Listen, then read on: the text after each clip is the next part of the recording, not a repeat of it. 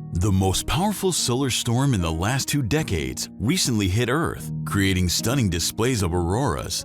Auroras are often thought of as green, but when they are especially energetic, they can light up the sky with huge red glows. These solar emissions led to severe geomagnetic storms, ranked at the highest intensity level of G5, marking the most intense storms. The recent solar storms have affected technology in space and on Earth. The storms also disrupted power grids, GPS systems, and high-frequency communications in certain areas. The solar maximum, a period of peak solar activity in the Sun's 11-year cycle, might arrive earlier than anticipated. As the Sun's magnetic field flips, we can expect more geomagnetic storms in the coming months. While these storms could provide more spectacular displays of auroras, they could further disrupt radio communications and electrical infrastructure. The solar storms we experienced in May 2024 suggest that the solar maximum, along with the flip of the Sun's magnetic field, may occur sooner than anticipated. We are lost, but we are not forgotten. The Most High God has made us a promise that He will gather us, His scattered people. Hear, Israel. Malachi 3:6.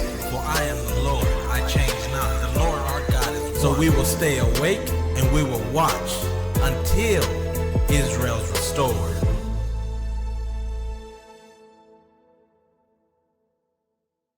Shalom Israel. We just had a powerful geomagnetic storm that hit the earth. Geomagnetic storms, they can cause blackouts. Geomagnetic storms can have significant impacts on our electrical power grids and satellite infrastructure. During a geomagnetic storm, geomagnetically induced currents, or GICs, can flow through power transmission lines and transformers. This can cause transformers to become saturated and overheat, leading to various electrical issues. Specifically, transformers may fail, protective equipment can trip, transmission lines might overload, and generators could be damaged. In severe cases, these issues can result in large-scale blackouts. This storm that we just had is one of the highest rated on the scales, and it caused the red auroras because there's significant activity happening. And then the question is, how much more can our Earth's magnetic sphere take as it's weakening before we get a global blackout? Before your devices stop working, before your vehicles stop working. So it's a lot that it can affect.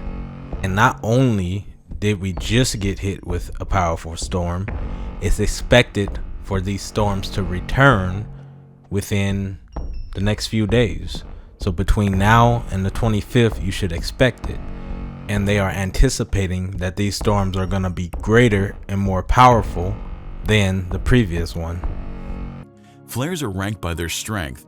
B class is the smallest, followed by C, M, and then X, the most significant. AR 3664 emitted a total of 75 M-class flares and 10 X-class flares within a week, accounting for 50% of the X-class flares this year. Just before it rotated out of view on May 11th, AR 3664 produced significant solar activity, including an X 1.8 and a much larger X 5.8 flare. This activity suggests that AR 3664 could still produce more solar flares in the future, and indicates that its cycle of activity isn't over yet. AR 3664 is expected to reappear and face Earth again in 2 weeks. This particular sunspot grew rapidly to the size of the Carrington sunspot, which caused the most intense geomagnetic storm that they have recorded. So the question is, if this spot grew rapidly to that size and they were not expecting it, then what happens when it becomes visible again? Is it going to be even bigger?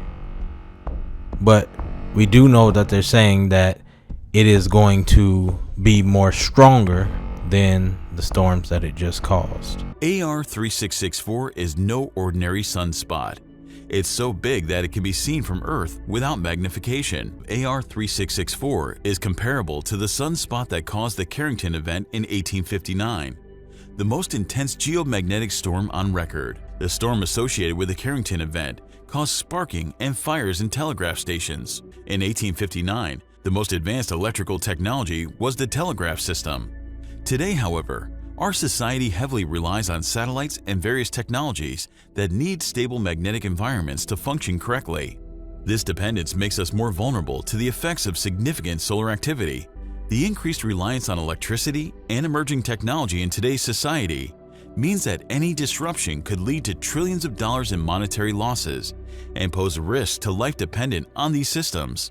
And then on top of that, you have this star that's supposed to go supernova and explode by September. So then the question is, with these strong geomagnetic storms and this large star bigger than the sun going supernova, then will we be in darkness by September?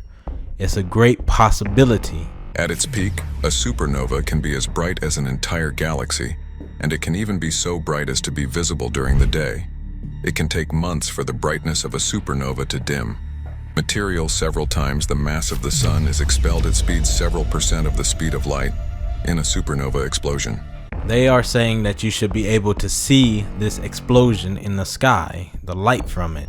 And if you're able to see it, then it's not far-fetched to believe that you're going to be able to feel it as well, the effects that it has on the planet.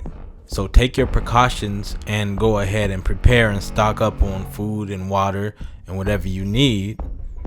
But take the biggest precaution and preparation and make sure you're right with the Most High God of Israel, following his laws, commands, and statutes, because that is the best insurance policy. Shalom.